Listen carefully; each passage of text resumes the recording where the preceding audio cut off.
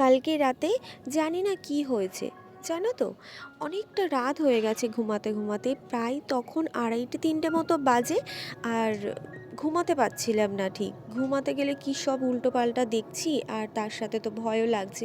শেষে একটা আমার কাছে গীতা ছিল ঘরের মধ্যে, সেই গীতাটা নিয়ে এসে বালিশের তলায় রাখলাম।